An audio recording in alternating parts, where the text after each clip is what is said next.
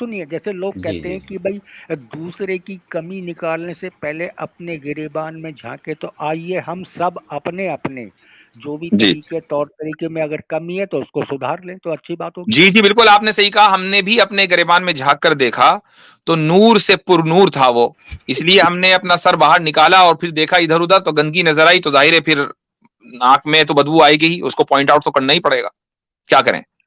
हाँ लॉजिक वाला है, देखते हैं लॉजिक वाला इलॉजिकल बोलते हैं या लॉजिक साबित करते हैं।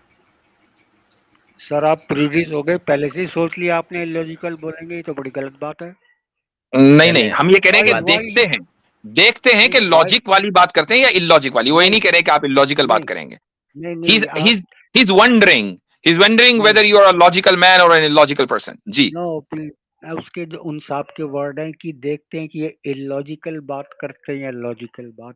हाँ अच्छा तो सर, ये बताइए। जी ठीक है, ठोकर छोड़ते हैं। हाँ मतलब कि जब भी जैसे आप लोग बात करते हैं कि खुदा के बारे में या खालिक के बारे में, वो सोचता है, वो करता है, वो अजाब लाएगा, वो सुनता है, वो दयालु है, वो ओमनी प्रेजेंट है, तो इस तरह की बातें बोलते समय आपके जहन में उसका किस तरह का चित्रण, मतलब उस तरह का किस तरह का उसको आप सोचते हैं? क्या वो एक इंसान है या जीवधारी है या क्या है वो? अगर हम उसको ये सोचें कि वो इंसान है तो फिर वो ऑमनी प्रेजेंट ऑमनीपोटेंट नहीं हो सकता। बिल्कुल ठीक। हम उसकी कोई तस्वीर अपने जहन में ला ही नहीं सकते, जो भी लाएंगे वही गलत है। अगर आप किसी चीज को विजुअलाइज नहीं कर सकते, तो फिर उसकी जो पोटेंशियल और उसकी एट्रीब्यूट को आप कैसे इंडिकेट और हाईलाइट कर सकते हैं? क्या आप ये समझते हैं कि किसी चीज को हाईलाइट करने के लिए, समझने के लिए उसका विजुअलाइजेशन जरूरी है? यस सर, बिल्कुल है जरूरी। ये जरूरी है, ओके। तो इसका मतलब यह है कि जितनी भी थ्योरीज हैं वो सारी की सारी गलत हैं जब तक कि आप उनका विजुअलाइजेशन ना कर दें।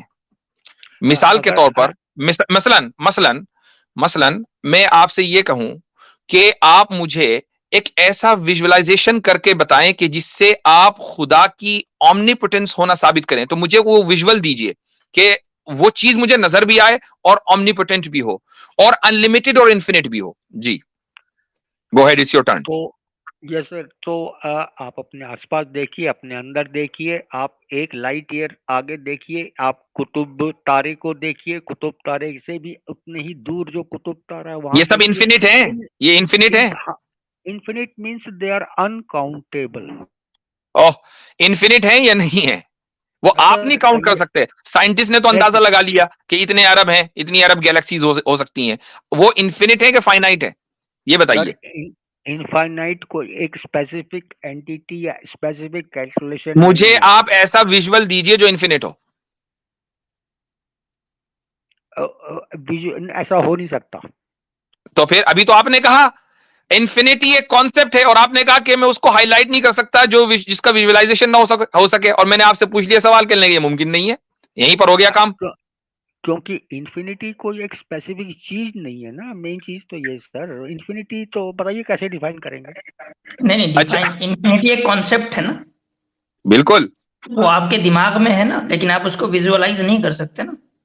वो हर तो चीज ये आपका जिसको कि दावा हम कि वो चीज यानी हमारे दिमाग में आ ही नहीं सकती जिसको हम जो है अच्छा विजुअलाइज कर ही अच्छा ना सके, ये सही नहीं है। आसिम सर, आसिम सर, आप मेरे को कोई एक नंबर बताइए और उसमें से एक 1000 नंबर माइनस करते जाइए कैलकुलेटर पे, तो आप कितने टाइम कर पाएंगे उसमें से?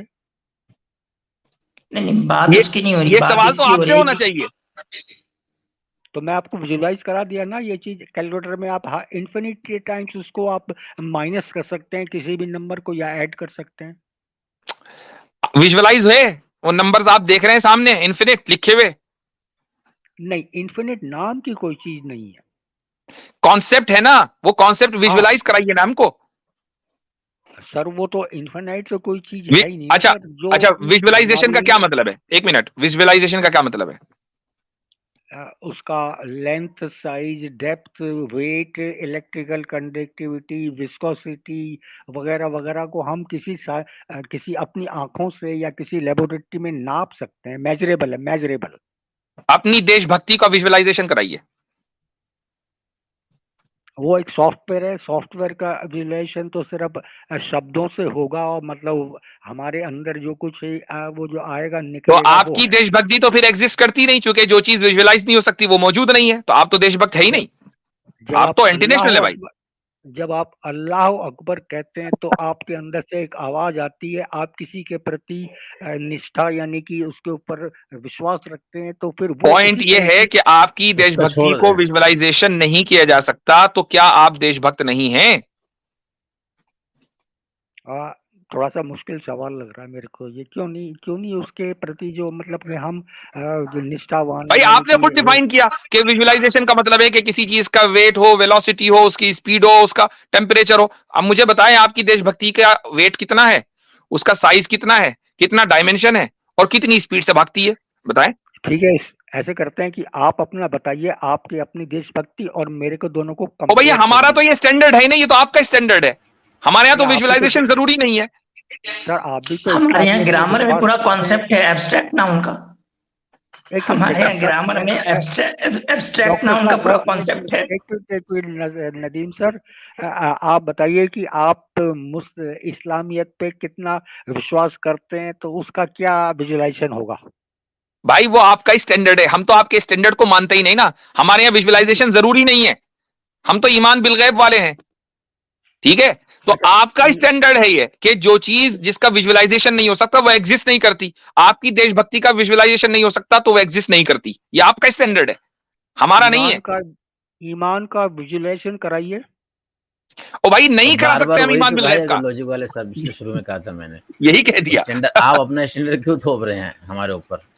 आपने सवाल ही इसी वजह से किया था कि होगा, अपना देखिए चीजें तब हाँ, जाके। ठीक ठीक है सर, मैं आपसे बात करता हूँ कि जैसे कि किसी जगह पे एक एमबीबीएस का स्टडी हो रही है, अच्छा और अब किसी आ जाए जगह हम पे टॉपिक के ऊपर। देखें ये वाला टॉपिक तो हो गया आपका बिल्कुल खत्म। अब मुझे आप ये बताइए कि जो हिंदू फेस्टिवल्स हैं वो लॉजिकल हैं कि इलॉजिकल हैं? वो तो आपके रेलम से बाहर है, तो आपको उसके बारे में जानने की जरूरत नहीं है मेरे ख्याल से। आपके रेलम के अंदर तो हैं, आप बता दीजिए। तो आप बताइए कि आप उसको मतलब जानना क्यों चाहते हैं? इसलिए कि इंडिया में बहुत से मुसलमान रहते हैं, उनके मोहल्ले में मनाए जाते हैं ये फेस्टिवल्स, उसका नफा नुकसान उनको भी पहुंचता है, तो इसलिए जानने का हक है। तो ये तो दोनों तरफ से होता है सर। आप क्यों छुपा रहे हैं, कुछ गड़बड़ है क्या? फिर तो बिल्कुल भी आपको नहीं। आना भी नहीं चाहिए, क्योंकि जितनी चीज जानी है आपने, ये तो सवाल हाँ ही सर, बेबुनियाद हो गया आपका। किसी भी चीज को जानने में ये क्या हर्ज है? सवाल सर, डिस्कशन तो करना ही पड़ेगा सर, नहीं, डिस्कशन। आप अच्छा जो वो कह रहे हैं लॉजिक, कि नहीं लॉजिक वाला ये कह रहे हैं आप क्यों जानना चाहते हैं, कुछ गड़बड़ वड़बड़ तो नहीं है, कुछ नहीं, आप छुपा तो नहीं रहे हमसे? मिली भगत तो नहीं है? किससे किससे किससे? त्योहार वालों से? नहीं नहीं, जी। मिली भगत बिल्कुल नहीं है। मैं कई त्योहारों को मैं ठीक नहीं समझता हूँ। होली पे कीचड़ फेंकना, पेंट फेंकना, अंडे फेंकना, और दिवाली पे पटाखे जला करके पोल्यूशन करना, पैसे बर्बाद करना, ये ठीक नहीं है। बहुत अच्छा, जबरदस्त। ऐसा करेजस बंदे जो हैं शुक्रिया। आए और बिल्कुल खुल्लम खुल्ला रिफॉर्म की बात करें अपने कल्चर में और अपने मजहब में, तो फिर बात समझ में आती है। इसका मतलब ये है कि आप ऑनेस्टी के साथ बात कर रहे हैं, ये बहुत सर अच्छी बात मैं है। आप जैसे लोगों की जरूरत है हिंदुइज्म को। Thank you very much sir. मैं चाहता हूँ कि आप भी बस जैसे लॉजिक वाले लोग साहब। एक मिनट सुनिए। जैसे लोग जी कहते जी हैं जी। कि भाई दूसरे की कमी निकालने से पहले अपने गिरेबान में झांके, तो आइए हम सब अपने अपने जो भी जी तरीके तौर तरीके में अगर कमी है तो उसको सुधार लें, तो अच्छी बात होगी। जी जी बिल्कुल, आपने सही कहा। हमने भी अपने गिरेबान में झांक कर देखा तो नूर से पुरनूर था वो, इसलिए हमने अपना सर बाहर निकाला और फिर देखा इधर उधर तो गंदगी नजर आई, तो जाहिर है फिर नाक में तो बदबू आएगी ही, उसको पॉइंट आउट तो करना ही पड़ेगा, क्या करें। हाँ, ठीक है सर, मैं बाहर निकलता हूँ। Thank you very much. चलें ठीक, शबा खैर बहुत बहुत सर। शुक्रिया, बहुत बहुत शुक्रिया।